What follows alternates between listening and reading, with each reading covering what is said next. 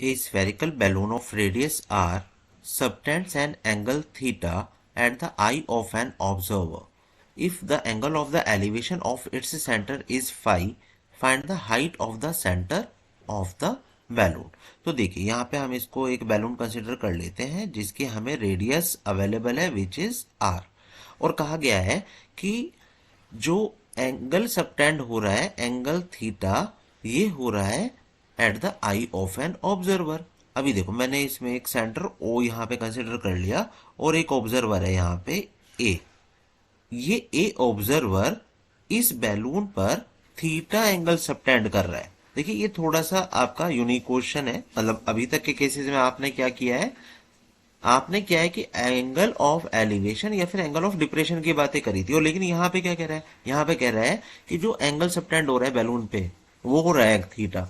तो बैलून कहाँ पे, बैलून ये है ना। अब मैं अगर मैं इसको ऐसे, ये देखो ये बैलून के ऊपर ये ऑब्जर्वर ऐसे एंगल सबटेंड कर रहा है ये, तो ये क्या हो गया आपका थीटा हो गया। ये बात को आपको यहाँ पर सबसे पहला पॉइंट है जो ध्यान रखना है।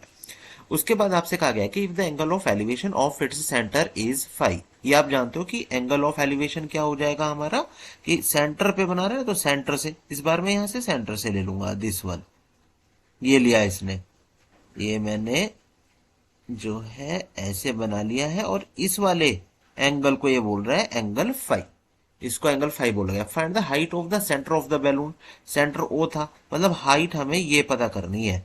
मैं अगर इसको बी बोल दूं और यहाँ पे ये पॉइंट ऑफ कांटेक्ट, ये मेरे पास एक सी हो गया और एक पॉइंट ऑफ कांटेक्ट यहाँ पे है विच इज डी, और ये पूरा जो है मेरा हाइट था ये बैलून का एच है।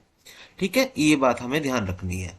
अब देखो मैं इससे ओ से सी को भी ज्वाइन करा रहा हूँ, ओ से मैं डी को भी ज्वाइन करा देता हूँ, और क्योंकि ये क्या है हमारे रेडियस है तो ओ सी और ओ डी क्या हो जाएगा आपका रेडियस हो जाएगा। तो सॉल्यूशन में देखो हम क्या क्या करने वाले हैं, ओ सी एंड ओ डी ये है रेडियस आर यहां पर, साथ में हमें जो गिवन है जो एंगल सबटेंड कर रहा है यहां पर angle C A D, it is theta, और साथ में angle O A B, it is phi.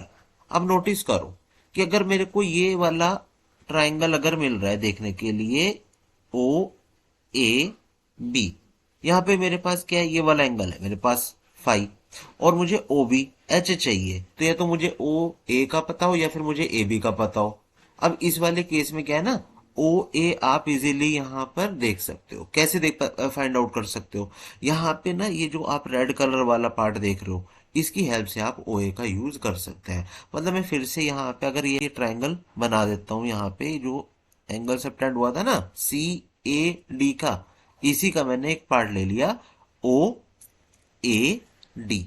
अब अगर मुझे ये वाला एंगल यहाँ पे पता लग जाए तो मेरे को जो है ओ ए और यहाँ पर है O D which is R, easily मेरे लिए ये तीन चीजें यहाँ पे देखने के लिए मिल रही हैं, इसी की हेल्प से मेरे को ये काम भी करना है। मतलब कहने का ये है कि अगर मैं ये वाला ट्राइंगल देखूं, इस वाले को ट्राइंगल ओ ए सी और and triangle O A D, तो ये दोनों ट्राइंगल कैसे हैं, ये दोनों ट्राइंगल आपके कॉन्ग्रुएंट प्रूव होने वाले हैं। कैसे, देखो पॉइंट ऑफ कांटेक्ट देखो एंगल ओ सी ए, एंगल ओ सी ए, और यहाँ का पॉइंट ऑफ कांटेक्ट देखो ये वाला, यहाँ पे एंगल ओ डी ए, ये क्या है 90 डिग्री होगा ना दोनों के दोनों, तो मैं यहाँ पे लिख सकता हूं ईच 90 डिग्री, राइट। अभी ओ ए दोनों में क्या है कॉमन है, दोनों ट्राइंगल के अंदर ये हमारे क्या है कॉमन है, और साथ में ओ सी और जो ओ डी है ना ये रेडियस है, तो हम यहाँ पे लिखेंगे रेडियाई ऑफ सेम सर्कल। इसकी हेल्प से मैंने क्या कह दिया कि triangle O A C congruent है ट्राइंगल ओ ए डी के, और अगर ये कॉन्ग्रुएंट है तो मैं ये कह सकता हूँ ना कि ये वाला एंगल इस वाले एंगल का क्या होगा इक्वल होगा by C P C T. तो आप यहाँ पर कह सकते हो कि एंगल सी ए ओ जो है वो इक्वल होगा एंगल डी ए ओ के। अब ये जो कॉन्ग्रुएंट हुआ था उसका भी रीजन दे दो बाय RHS कॉन्ग्रुएंस रूल की हेल्प से हमने ऐसा करा। और इसका भी रीजन दे दो, बाय CP/CT हमने ऐसा यहां पर कह दिया है, बाय CP/CT। अगर ये दोनों इक्वल है, दैट्स मीनिंग मैं ये कह सकता हूं ना कि angle DAO is equal to, ये पूरा हाफ होगा ना इसका। देखो ये एक, ये मेरे पास एंगल है CAD। अब ये पूरा का पूरा कितना बताया गया आपको, थीटा। यहां पे मैंने कहा कि भाई ये इतना पार्ट है, ये दोनों के दोनों इक्वल है। दोनों इक्वल है का मतलब क्या होता है कि ये वाला जो फर्स्ट वन एंगल है ये थीटा का हाफ हो जाएगा। बस मैं वही लिख रहा हूं यहाँ पे कि एंगल DAO क्या हो जाएगा, is equal to half of angle CAD। और CAD क्या था, थीटा था, इज इक्वल टू 1/2 थीटा, या आप कह सकते हो θ/2। तो मेरे पास क्या आ गया, DAO मुझे यहाँ पर मिल चुका है। इसी DAO की हेल्प से देखो ये आ गया ना θ/2, जिसकी मुझे नीड थी।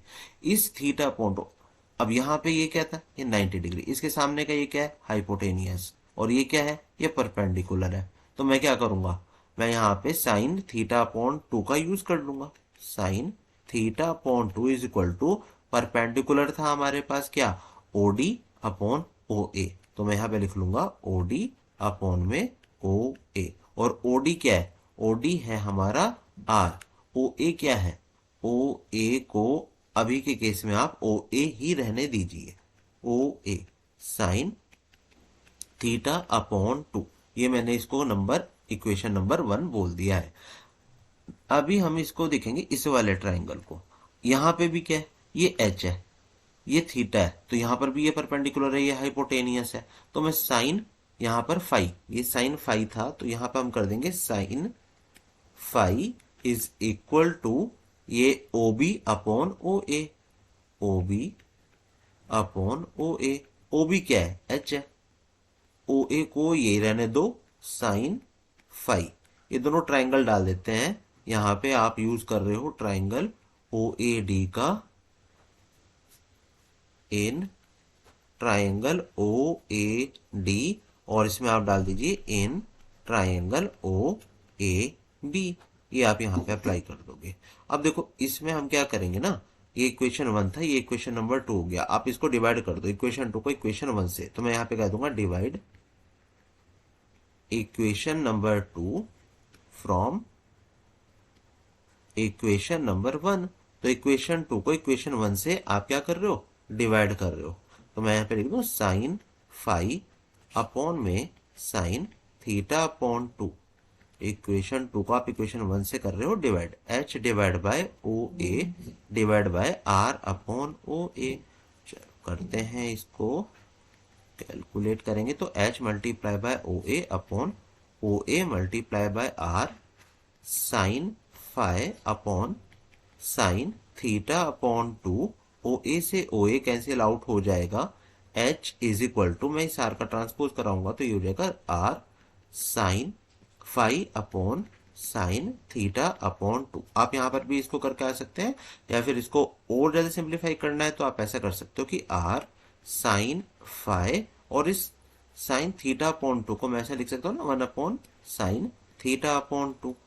तो 1 साइन थीटा क्या होता है, कोसेक थीटा होता है। तो 1 साइन θ/2 क्या हो जाएगा, कोसेक θ/2 हो जाएगा। इसको आप ऐसे लिख दीजिएगा R साइन फाई। ये हो गया आपका हाइट। तो आप यहाँ पे स्टेटमेंट मार्क करके आ जाएंगे, therefore height of balloon from the ground is R sin phi cosec θ/2। ये आपका आंसर हो जाएगा।